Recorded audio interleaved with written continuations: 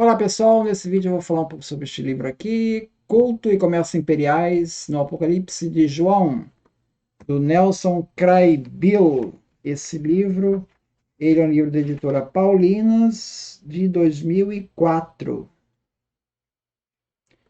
Então ele vai analisar o contexto do Apocalipse de João. Então ele vai pegar principalmente o Apocalipse 18.2. Caiu Babilônia, a grande, tornou-se moradia de demônios, porque embriagou as nações com o vinho do furor da sua prostituição. Com ela se prostituíram os reis da terra e os mercadores da terra se enriqueceram graças ao seu luxo desenfreado.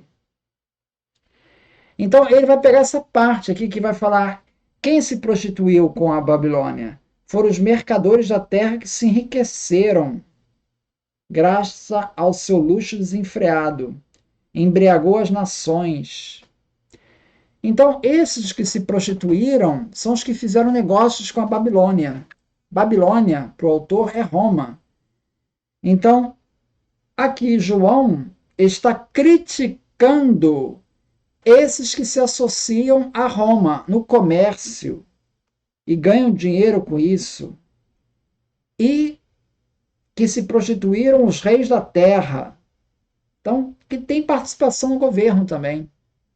Então, ele é uma indicação meio, né, de que são pessoas que já estão começando a subir socialmente, né?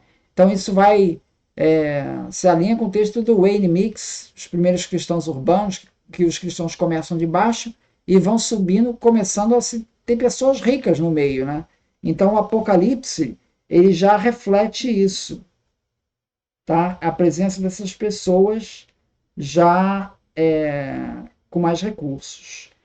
Com relação à identificação do Apocalipse da Babilônia, né, com o Império Romano, né, estudiosos como Hermann Gunkel e Wilhelm Busset identificaram a primeira besta do Apocalipse, que aparece em 13, capítulo 13, 1, com o Império Romano, e a Babilônia, capítulo 18, 1, com a Roma Antiga.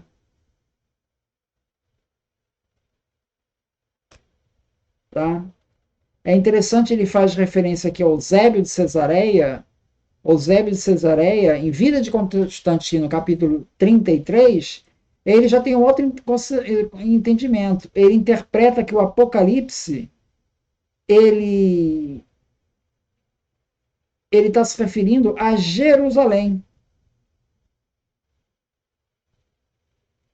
Então, a igreja do Santo Sepulcro, construída ali por Eusébio, por Constantino, né?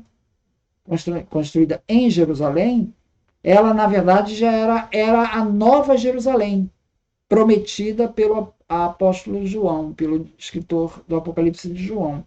Então, seria uma profecia cumprida no século IV. Então, ele faz essa associação de que a cidade lá, prostituída ali, seria Jerusalém, e que estaria sendo substituída pela Nova Jerusalém, que só aconteceria lá no século IV. Tá?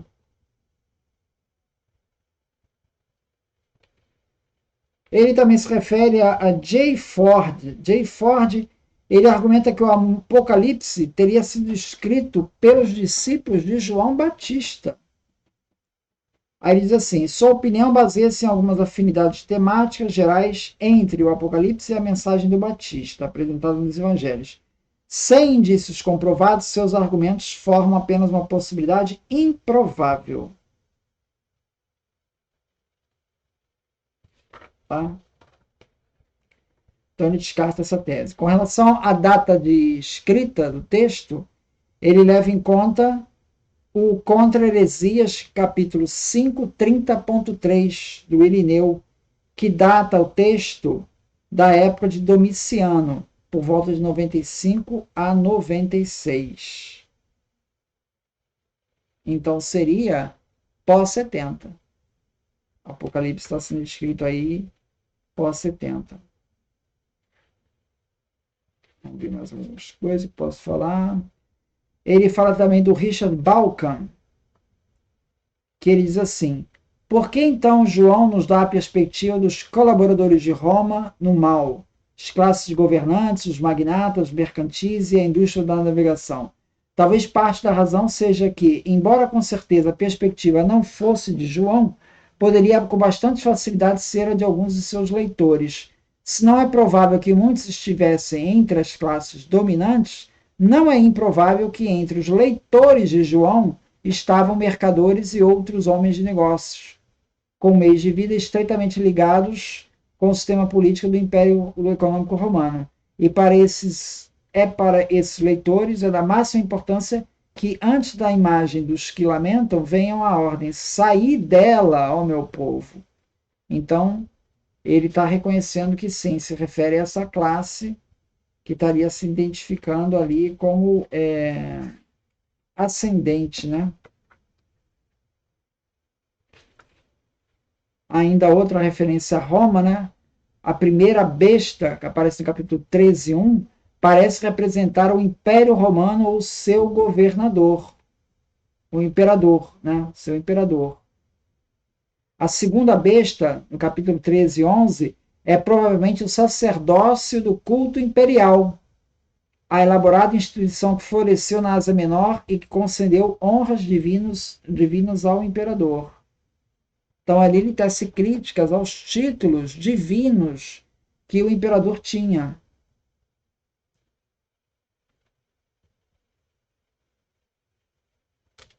Não há dúvida de que Roma, a cidade verdadeira onde Paulo foi prisioneiro, é o centro de preocupação de João. Esse último identifica a prostituta com a qual os reis da terra se prostituíram.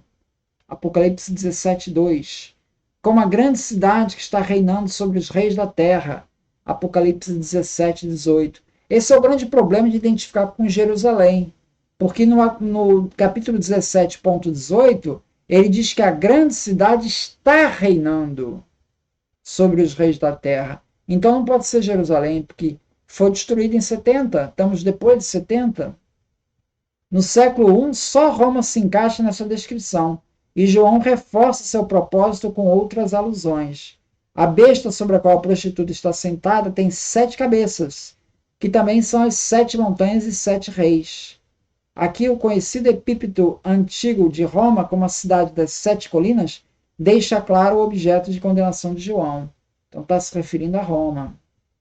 A referência de que Jerusalém seria a cidade das 7 montanhas aparece no Talmud lá no século VII, é bem tardio. Aqui na época de Jesus não tem essa referência de Jerusalém ser conhecida dessa forma. Quem é conhecida é realmente o Roma, né? Já no reinado de Sérvio Túlio, sexto rei de Roma, o povo chamava a urbis de Septicoli, 7 colinas. Entre muitos autores antigos que se referem a Roma, desse modo estão Virgílio, no Eneida 6:782, Marcial e Cícero, em Ad Atticum. Todos eles se referindo a Roma como a cidade das 7 colinas. Provavelmente não é coincidência que as referências mais explícitas a Roma estejam em todo o livro logo antes da ordem saí dela, ó meu povo, que aparece em 18:4. Essa diretriz prática é insistente demais para permitir qualquer engano. Então, está se referindo aí a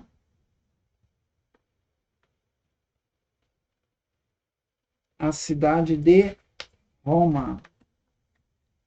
Ainda lá na região próxima da Ásia, onde está sendo descrito o texto, né, você tem uma série de inscrições dedicatórias em Éfeso, patrocinadas por outras cidades da província, em que comemoram o novo templo efésio dos Sebastos. Então, templo pagão, templo de culto ao imperador. Uma enorme imagem do imperador Tito ou Domiciano, com quase 8 metros acima dos adoradores do templo, aparece nesse templo.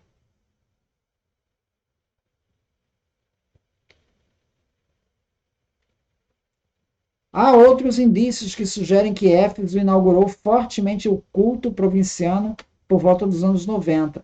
a cidade celebrou sua nova posição religiosa, sendo anfitriã dos Jogos Olímpicos e pondo em circulação uma moeda que assemelhava a imagem de Domiciano à de Zeus do Olimpo. Então temos sim referências, essas referências ao Apocalipse, ao imperador, com seus nomes divinos, né? Isso remete claramente ao culto imperial de Roma. É uma outra evidência que associaria essa Babilônia com Roma, né?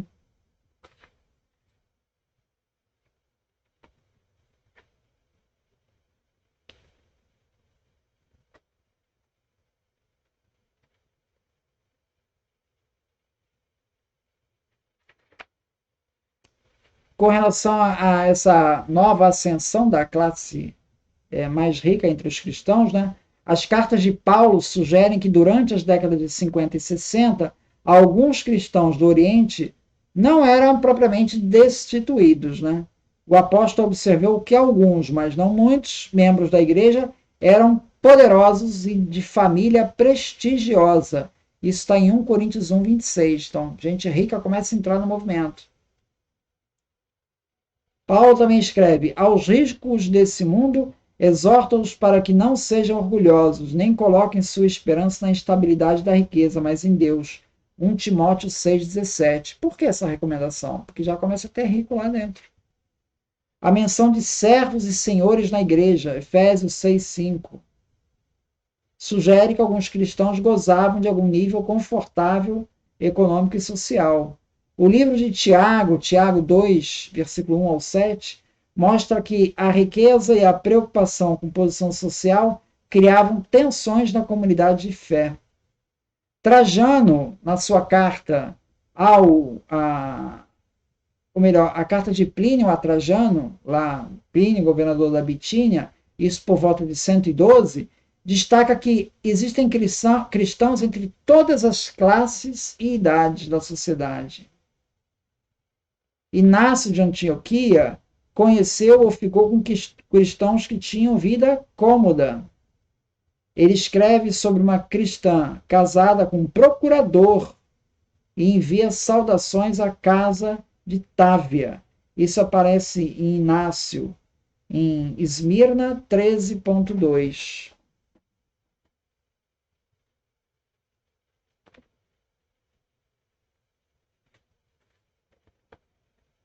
Então, ainda sobre a datação, né? Ele vai falar: parece provável uma data de composição posterior a 70, pois João usa o epíteto Babilônia para Roma, igualando com sarcasmo os dois grandes poderes que destruíram o templo judaico.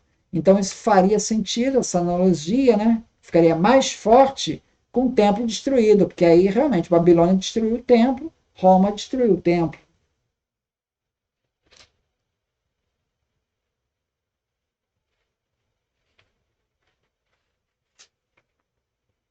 E com relação às perseguições, né?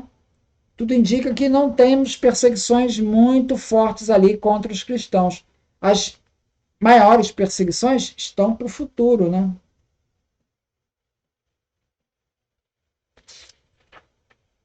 E ali ele faz um contraponto também com a carta de 1 Clemente.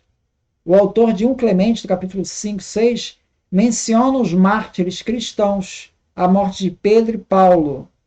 Mas não, isso teria ocorrido lá na época de Nero. Ele não menciona uma perseguição ali no tempo que ele escreve, provavelmente nos anos 90. Então ele não menciona perseguição nem em Roma nem no Oriente.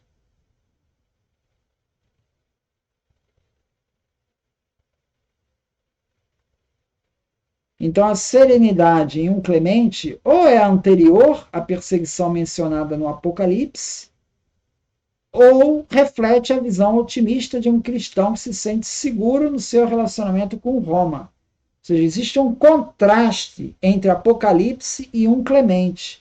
1 Clemente é mais evidente no uso que esse uso faz da disciplina militar romana, 1 Clemente faz essas analogias, como modelo para a obediência cristã e a submissão dentro da igreja. E a declaração de que Deus concedeu aos governantes romanos sua autoridade e poder, está no capítulo 61. Então, a igreja de Clemente era leal ao império e esperava viver em paz com ele. Tá? Então, essa referência daí faz um contraponto com o texto do Apocalipse, que chama de Babilônia, né? A grande prostituta. É isso, muito obrigado, então.